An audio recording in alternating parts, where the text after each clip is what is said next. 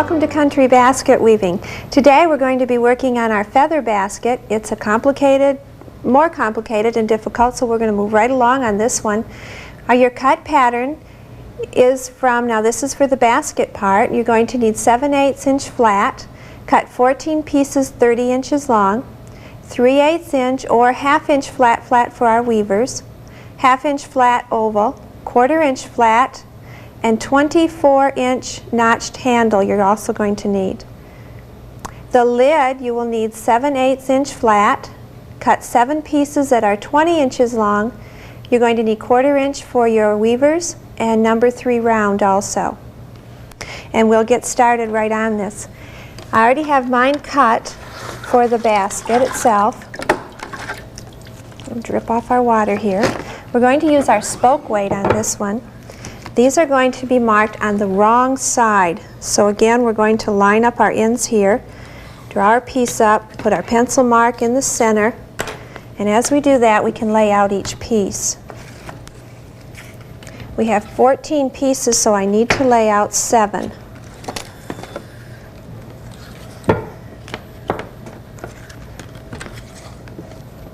Whoops, that one goes this way. Make sure that your wrong side is facing up. That way it will be on the inside of the basket. The wrong side is our rough side. I need one more. Okay, because we have 7, that automatically tells me on the next part of the layout that one piece has to weave right through the middle. And that's what we're going to do here, right on top of my center marks. And I have the 4th one on either side. Right here is my middle, and that's where my center line is going to go here. These don't want to stay in place today. I'm going to weave 3 on either side. This one's kind of twisted, but I think when I lay this horizontal one across, it'll lay down. There we go. One more across the bottom. Over, under, weave, just a simple basic basket weave. Sometimes in books you'll read on basket weaving, they'll call it plaiting. Plaiting and weaving are the same. 2 more to lay out here. At this point I can take off my spoke weight. I have 1 more to weave. Okay, I'm going to have a 1/4 inch spacing, so I have here my 1/4 inch is just a scrap piece. Lay it in the middle and draw these down. Always start your spacing in the middle. Then work up and come here and work down. This one doesn't have twining on it like our other baskets have had. It's going to go right up. I'm going to turn this so I can get a little bit better grip on it and pull this down. It's kind of tight in here. 1/4 inch is a small spacing and it does get tight.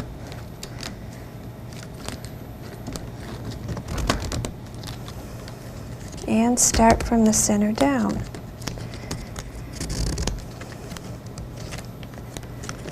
We'll go back and we'll kind of eyeball it too. Then take 4 clothespins and clip your 4 corners. That's to hold it together.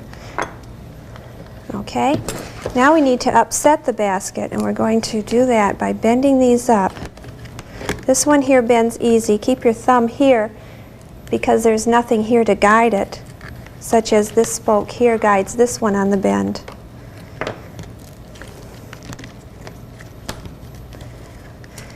Do 1 more, and then we're going to clamp our 4 corners together. The feather basket originated because, well, they needed it to keep their feathers in as they plucked their chickens and plucked their goose so they could have goose down pillows and quilts. So as they gathered up their feathers, they needed a basket with a lid on it to keep the feathers from blowing away. So that's where the feather basket came from.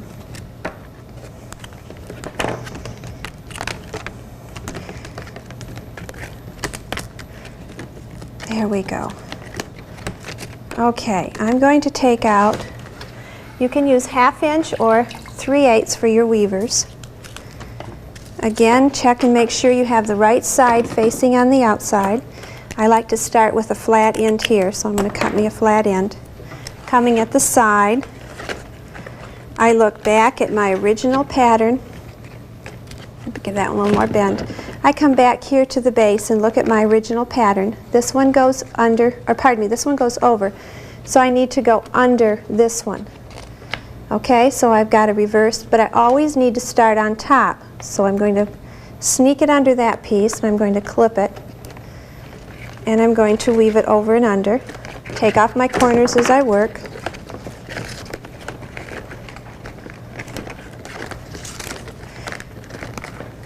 Put my corners back on. Keep in mind this is going to look very sloppy until we get a few rows going. It usually takes about 4. This pattern, each row is done individually, so I have to stop and start. I don't have any twining to help hold this together, so I'm going to work with it gently so it won't come apart. I'm going to go under here.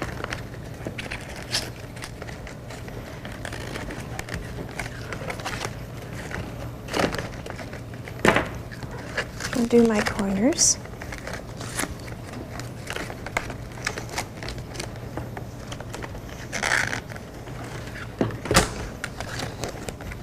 There we go. Almost around. This basket I have stained. I like the basket stains that are on the market today, but there are a lot of stains that you can use just around the house or in your backyard growing. Herbs, a lot of herbs. Okay, as you work each row here, now my next row, I want to not pull it as tight. I'm going to start it always on top. I turned it so I'm starting it in a different spot. Undo your corners, and this one you're going to weave just a little bit looser than the row before. Not so you have gaps in it, but so that the sides will start fanning out. So each row you do is going to be a little bit looser than the row before it. If you have a hard time getting it looser, simply put your finger under here and go around the next piece. Then you won't pull it so tight, but keep each row going just a little looser. We want this basket to fan out, such as I've done on this one. See how this kind of fans out and doesn't go up straight? So be very conscious of that as you weave on it. We have up here, if the weaver goes in front, pardon me, if the weaver goes behind, it's going to not get cut off. If the weaver goes in front of, it's going to get cut off. I've already done this to save time. I'm going to come in here. These are going to fold to the inside. Skip over my first row of weaving. Using my screwdriver, I'm going to pick this up and tuck in here.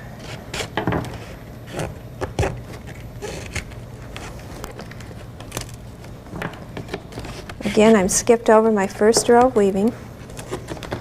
I'm going to tuck it down in there. And one more.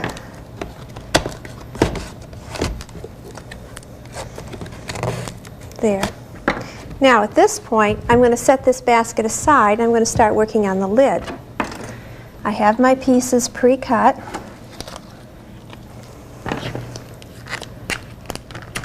You're going to mark the centers on the right side of the lid.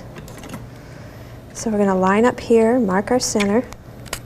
Then I want you to take your tape measure and measure 3 inches on either side. Okay? Take your scissors and you're going to start here at your outside mark, taper in to the center, and taper back to the outside mark. Same thing on this side. I would like about 1/4 of an inch left here in the middle. And we're going to taper that out. This will be my starting spoke. So I'm going to mark it up here, SS for starting spoke. I'm going to lay these down. I already have the other pieces done. kind of dividing it like you divide a pie.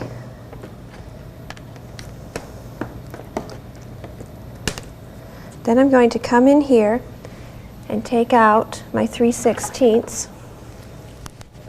You can also use 1/4 inch, they're so close in size. And I'm going to put a long tape around here, probably a good 18 inches. And a taper is just a narrowing down until you come to the end. And you need to have it at least half or less. So I've done about an 18-inch taper. Starting at my split spoke, or my starting spoke, with the right side of my 1/4 inch up, I'm going to put it under there. And then I'm going to follow this around, over and under pattern.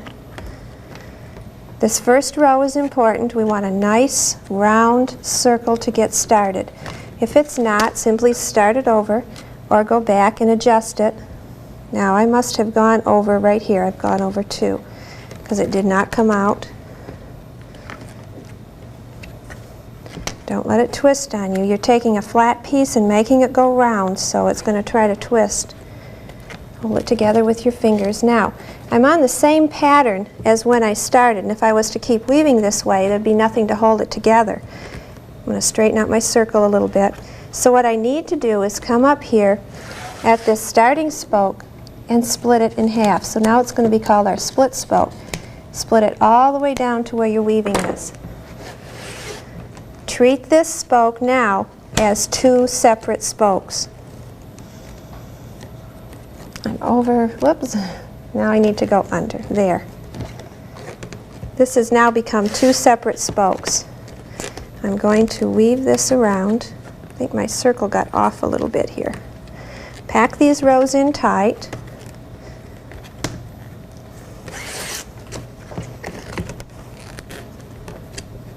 Play with them a little bit. It's important to have a nice round circle to get started.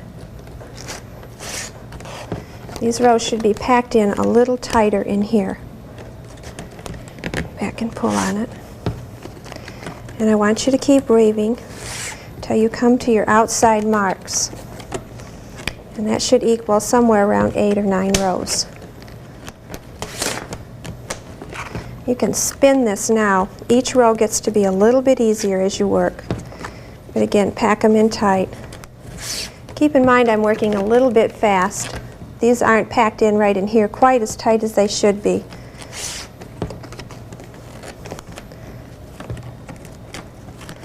When you get up to your split spokes, we're going to, up to your marks, get your pencil marks in here, we're going to have to split our spokes again.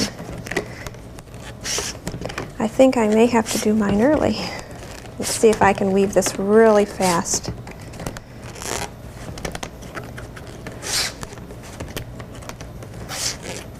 Pack them in tight. This part, like I say, it gets easier each row. Okay, I want you to continue weaving until you come to your outside marks, your pencil marks there. We're just going to have to pretend I've done that. I'm running out of time. Let me come back up here to my split spoke. Okay, I'm going to stop here. You're going to weave to your outside marks. I'm going to come up here and starting on the one to the left of my split spoke, I'm going to divide this 3 times. So I have 3 spokes, so I'll cut it twice. Every other one, I'm going to cut right down the middle and divide just once.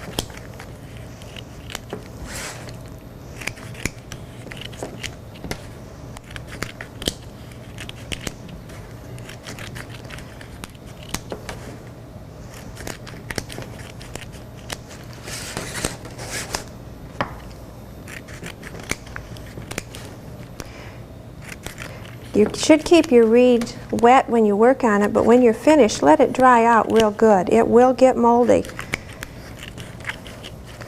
If you put it in a bag or something wet, it will get moldy. If it does get moldy, wash it off and be sure and stain it. That'll cover up your mold. Okay, now I'm going to start weaving, and each one of these I'm going to treat individually. Space them apart.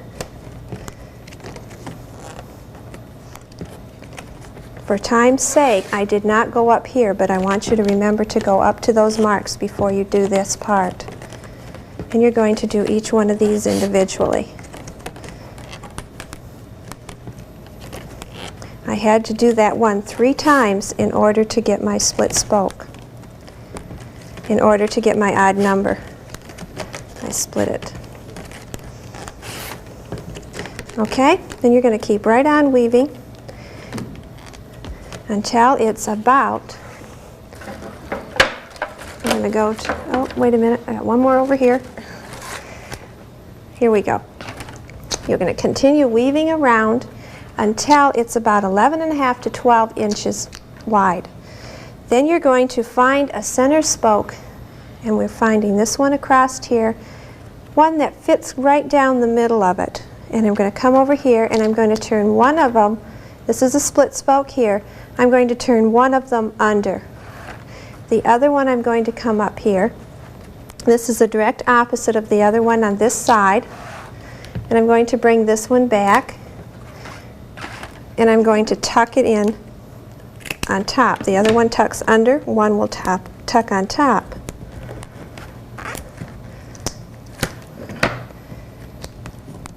Get under here with my screwdriver. Turn the screwdriver so that flat part helps lift it up. Pull it out. Okay? We might get some hairs out here. Just come back in and trim those off.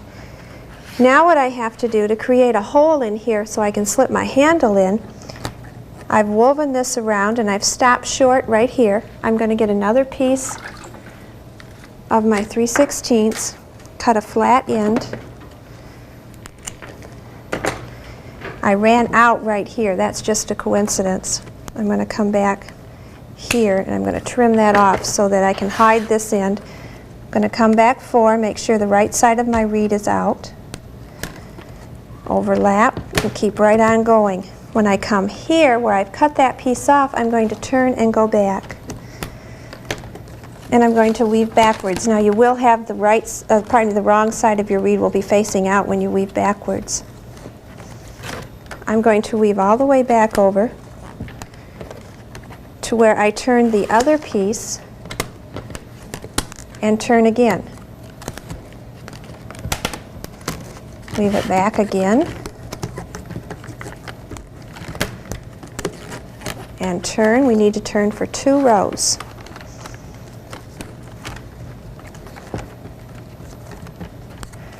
Weave back here and do a turn, and this is my second row, and I'm going to end this piece by simply doing a taper over here and tapering it out. That will hold there until I get ready to do my twining. Now I need to start a new piece on this side in order to get my 2 rows turned. And again, I like to start with a flat piece, a flat edge.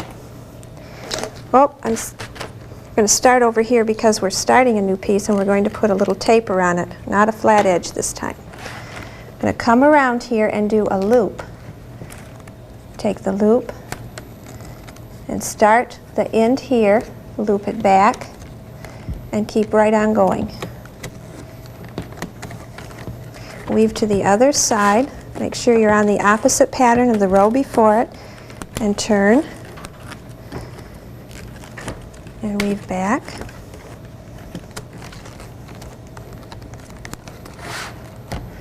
Come to this side. This one's split, but I think we'll be able to get away with it. And weave back. One more time. Do one more turn, and we're going to end this side the same way we ended the other one. Weave it back for a couple of rows and put a taper on it.